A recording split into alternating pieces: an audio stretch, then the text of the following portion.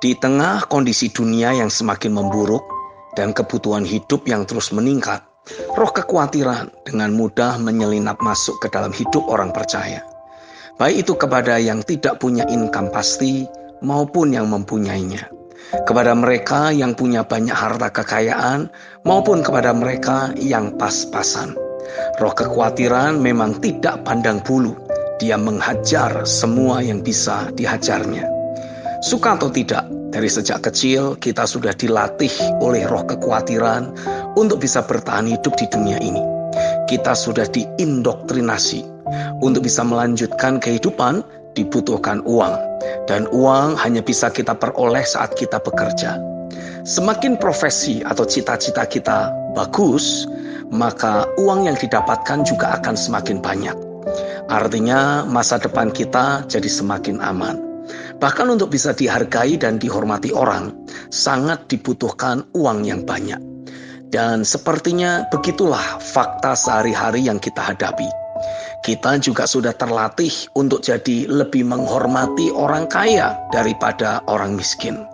Kita sudah terlatih dan menjadi otomatis menghormati mereka yang mempunyai banyak uang dan harta. Jadi Mamon memang sangat berkuasa di dunia ini. Roh kekhawatiran telah membuat kita menempatkan Mamon pada posisi pertama di dalam kehidupan. Injil Matius pasal 6 ayat 22-23 dalam terjemahan sederhana Indonesia menuliskan, matamu seperti jendela yang membiarkan terang masuk ke dalam tubuhmu. Kalau matamu baik, seluruh tubuhmu pun akan diterangi.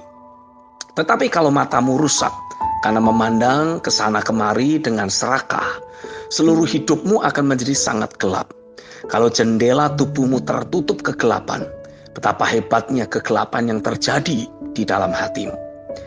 Ayat di atas menjelaskan, saat mata kita tertuju kepada uang dan harta, maka pada saat itulah kekhawatiran masuk dan membuat kita kehilangan arah serta tujuan hidup.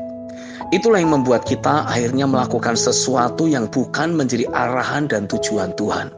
Hidup kita berhasil disesatkan oleh Mamon. Kita jadi hidup di dalam kegelapan.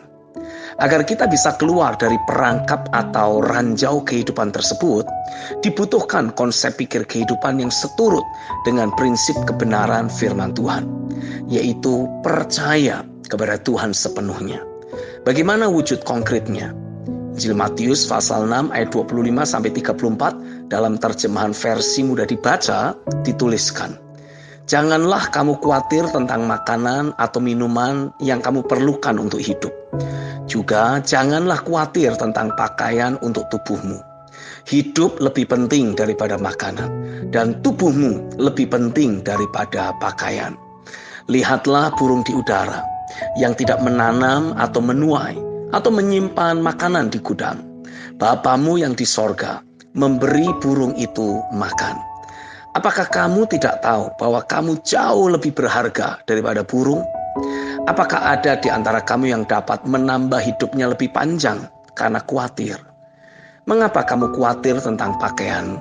Lihatlah bunga-bunga di ladang. Lihatlah bagaimana bunga-bunga itu tumbuh, padahal tidak bekerja atau membuat pakaiannya sendiri.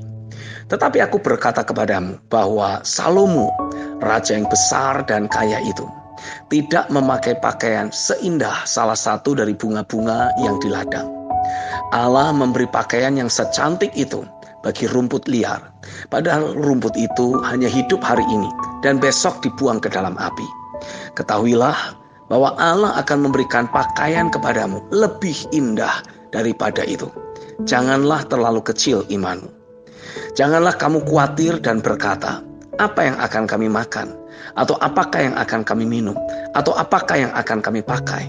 Semua orang yang tidak mengenal Allah memakai waktunya mencari hal-hal ini.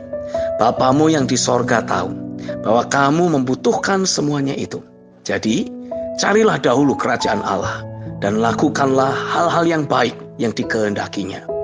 Sesudah itu, semua yang lain yang kamu butuhkan akan diberikan kepadamu.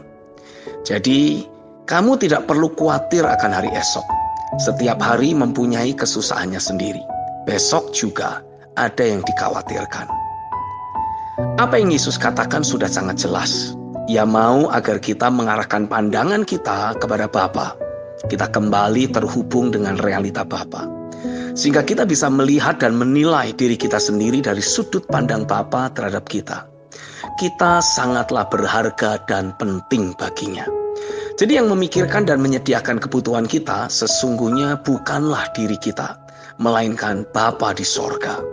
Bagian kita hanya berfokus kepadanya, mengasihi Tuhan, mendengar firman-Nya, dan mentaati arahan-arahannya. Berfokus untuk menyelesaikan kehendak Tuhan. Hal inilah yang akan membuat kita membawa otoritas kerajaan sorga dalam kehidupan sehari-hari. Ada pengaruh ilahi yang akan keluar dari hidup kita, sebab kita adalah anak Allah yang maha tinggi. Saya yakin dunia tidak akan lagi bisa menilai kita dari posisi, jabatan, harta, profesi, dan segala hal-hal lahiriah yang kita miliki. Sebab kita ada di atas semua itu. Kita memiliki kuasa dari tempat yang maha tinggi. Apa yang keluar dari mulut kita berasal dari apa yang kita dengar daripadanya.